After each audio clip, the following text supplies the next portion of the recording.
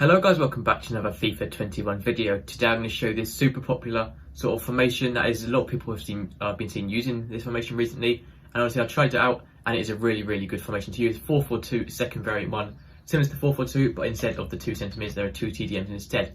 So a lot of people do use this formation.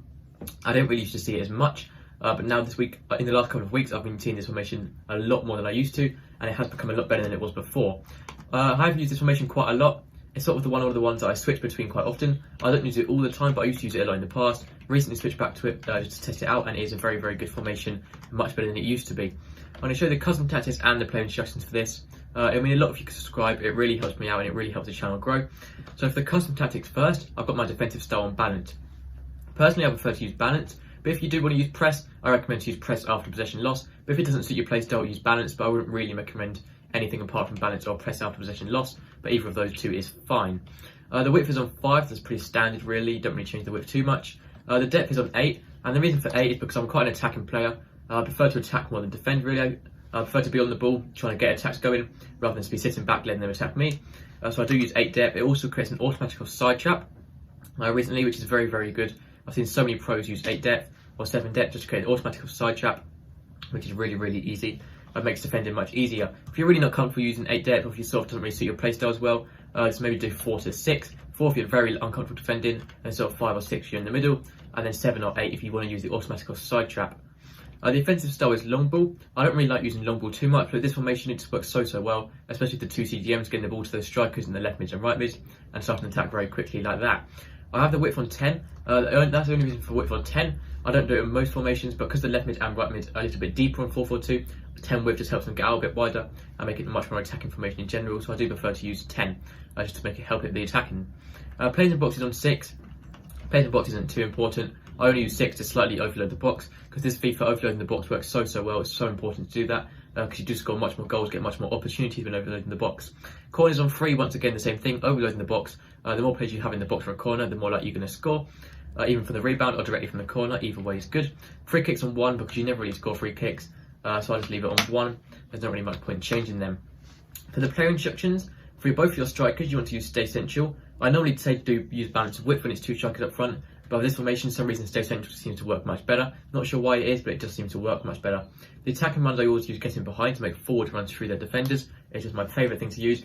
If you have certain strikers, you might want to use false 9 or just balance, such as Ronaldinho, for example. He's very good with false 9, but most people in general should use getting behind. And also make sure you have stay forward on, just they're always at the top of the pitch and not dropping back, which really helps get the ball from them, especially when using long ball. So this is for both your strikers. For your left mid and right mid, I recommend to leave these pretty much completely default, apart from make sure you are using stay forward. It's not that necessary to use stay forward, but it does seem to help when attacking. Otherwise, if your left mid and right mid drop too deep back, it's going to be very hard to build up an attack. So stay forward just seems much better there. And then to leave the rest pretty much completely default. For your 2 CDMs, you make sure you have cover centre on whatever, so they're in the centre of the pitch and not drifting out wide, as you already have a left back and a right back, and left mid and right mid. You don't want them dropping out wide as well. You want to keep that middle nice and strong.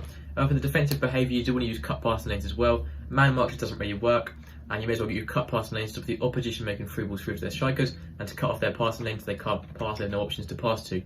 For the attacking support, you stay back while attacking, so they're staying back. If you leave it on balanced attack, they can go up a little bit too far sometimes. It can be quite easy to be attacked on the counter attack. I do recommend using stay back while attacking, but that is only for 1 CDM.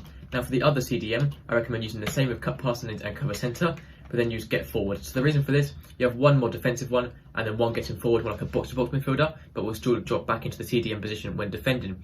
So for example, your CDM one could maybe like Team of the Year Kimmich, a really very good CDM player.